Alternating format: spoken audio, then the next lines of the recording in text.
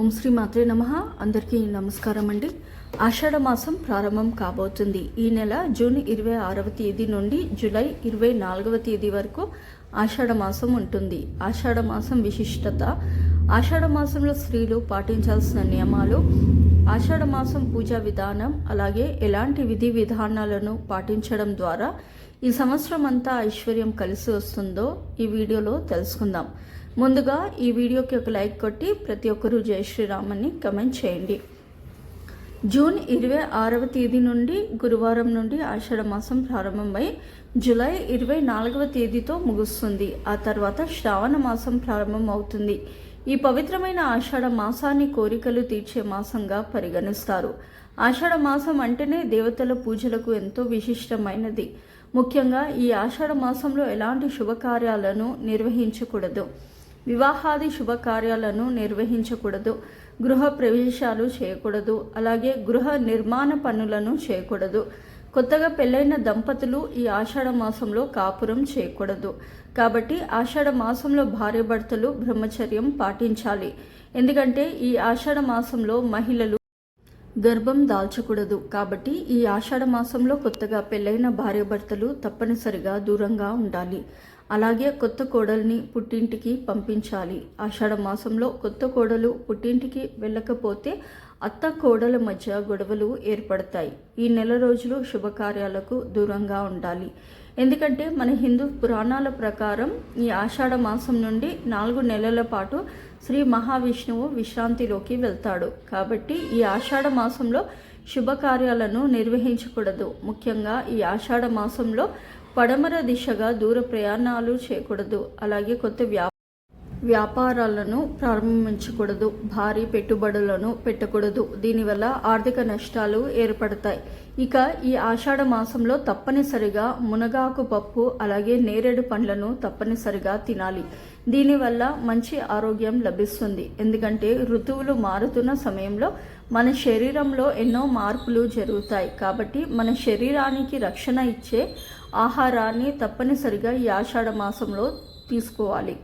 కాబట్టి మునగాకుతో పప్పు, తెలగపిండి, నేరేడు పండ్లు ఇలాంటి ఆహారాన్ని తప్పకుండా తినాలి. ముఖ్యంగా ఈ ఆషాఢ మాసంలో చద్దన్నాన్ని మాత్రము అసలు తినకూడదు. అలాగే ఈ ఆషాఢ మాసంలో ఆకుకూరలు, బెండకాయలు, వెల్లుల్లి, ఉల్లిపాయలు ఈ ఆహార పదార్థాలను మాత్రం ఆషాఢ మాసంలో తినకూడదు.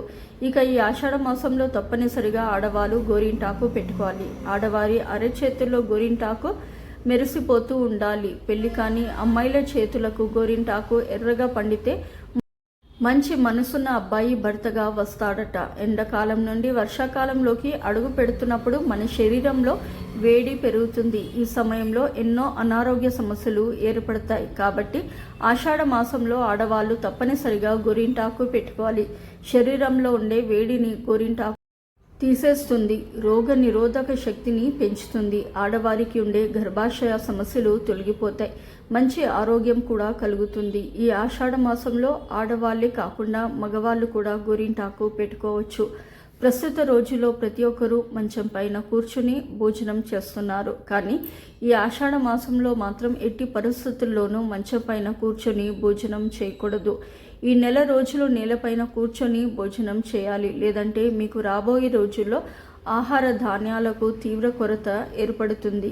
విశేషంగా ఈ ఆషాఢ మాసంలో పుణ్యక్షేత్రాలను దర్శించడం, ఇంట్లో నిత్య పూజలు చేసుకోవడం, వీలైనంత ఎక్కువగా దేవుని మంత్రాలను ధ్యానించడం, ఇలాంటి పనులు చేయడం ద్వారా కోటి రెట్ల పుణ్యాన్ని సంపాదించుకోవచ్చు. ఈ ఆషాఢ మాసంలోనే గురు పౌర్ణిమ, బోనాల ఉత్సవాలు వంటి ముఖ్యమైన పండుగలను జరుపుకుంటారు. ఈ ఆషాఢ మాసం నెల రోజులు పెళ్ళైన ఆడవాళ్ళు తెల్లవారుజామునే నిద్రలేచి ముందుగా ఇంటి ముందు శుభ్రం చేసుకుని తప్పనిసరిగా ముగ్గు వేసుకోవాలి. ఆషాఢ మాసంలో ఇంటి ముందు ముగ్గు లేకపోతే మీ ఇంటి ఐశ్వర్యం నశిస్తుంది. ఇంట్లో సమస్యలు ఏర్పడతాయి. కాబట్టి ఏ స్త్రీ అయితే తెల్లవారుజామునే నిద్రలేచి ఇంటి ముందు ముగ్గులు వేస్తుందో ఆ ఇంట్లో లక్ష్మీదేవి తిష్ట వేసుకొని కూర్చుంటుంది.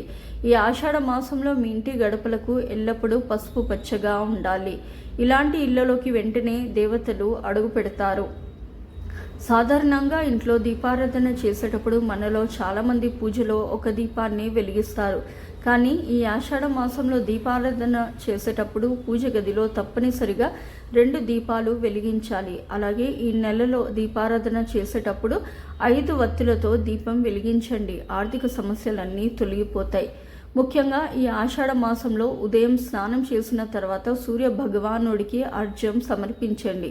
ఆషాఢ మాసంలో సూర్యునికి అర్ఘ్యం సమర్పిస్తే మీ ఇంటికున్న అష్ట దరిద్రాలు తొలగిపోయి మీ కుటుంబానికి అష్ట ఐశ్వర్యాలు కలుగుతాయి. ఇక విపరీతమైన అప్పుల సమస్యలతో బాధపడేవారు ఈ ఆషాఢ మాసంలో కొబ్బరి నూనెతో దీపారాధన చేయండి. అప్పుల సమస్యలన్నీ వెంటనే తీరిపోతాయి. ఆషాఢ మాసంలో గాయత్రి మంత్రాన్ని చదివితే కుటుంబ సమస్యలన్నీ వెంటనే తొలగిపోతాయి. ఈ ఆషాఢ మాసంలో వచ్చే ప్రతి శనివారం నాడు రావి చెట్టుకు 5 ప్రదక్షిణాలు చేసి రావి చెట్టు కింద ఒక దీపం వెలిగిస్తే కోరిన కోరికలన్నీ తక్షణమే నెరవేరుతాయి. ఈ ఆషాఢ మాసంలో గ్రామ దేవతలను తప్పనిసరిగా పూజించాలి. గ్రామ దేవతల అనుగ్రహం మన కుటుంబంపై ఉంటే మీ ఇంట్లో ఎలాంటి కష్టాలు ఏర్పడకుండా ఉంటాయి. ఈ ఆషాఢ మాసంలో వీలైనంత ఎక్కువగా శివుడిని, శ్రీ మహావిష్ణువుని, ఈశ్వరుడిని, అలాగే ఆంజనేయ స్వామిని ఎక్కువగా పూజించాలి. ఎవరైతే కుజదోషాలతో బాధపడుతున్నారో అలాంటి వారు ఈ ఆషాఢ మాసంలో శివునికి అభిషేకం చేస్తే జాతక దోషాలన్నీ తొలగిపోతాయి. ఈ పవిత్రమైన ఆషాఢ మాసంలో తప్పనిసరిగా తులసిని పూజించాలి. ఈ నెలలో వచ్చే ప్రతి శుక్రవారం నాడు లక్ష్మీదేవిని గులాబీ పూలతో పూజించి శ్రీ సూక్తాన్ని చదివితే విపరీతమైన ఐశ్వర్యం కలిసొస్తుంది. ఇక మీ ఇల్లంతా డబ్బుతో నిండిపోతుంది. ఇక ఈ మాసంలో చేసే దానాలకు 1 కోటి రెట్ల పుణ్య ఫలితాన్ని పొందవచ్చు. ఇక ఈ ఆషాఢ మాసంలో నీటిని వృధా చేయకూడదు. ఎవరైతే నీటిని వృధా చేస్తారో అలాంటి ఇళ్లలో పేదరికం ఏర్పడుతుంది. సో ఇదండి వాటి వీడియో. ఈ వీడియో కనుక మీకు నచ్చినట్లయితే ప్లీజ్ లైక్ చేసి మీ ఫ్రెండ్స్కి షేర్ చేయండి. అలాగే మా కొత్త వీడియోస్ మీకు వెంటనే చేరాలంటే మా ఛానల్ని సబ్స్క్రైబ్ చేసుకొని పక్కనే ఉన్నటువంటి బెల్ ఐకాన్ని ప్రెస్ చేయండి. ధన్యవాదములు. సో ఇదండి వాటి వీడియో. రేపటి వీడియోలో మళ్ళీ కలుస్తాను. అంతవరకు సెలవు. నమస్కారము. సర్వే జన సుఖినో భవంతు. ఫస్ట్ టైం నా ఛానల్ చూసేవాళ్ళు దయచేసి లైక్ చేయండి, షేర్ చేయండి, అలాగే సబ్స్క్రైబ్ చేసుకోండి.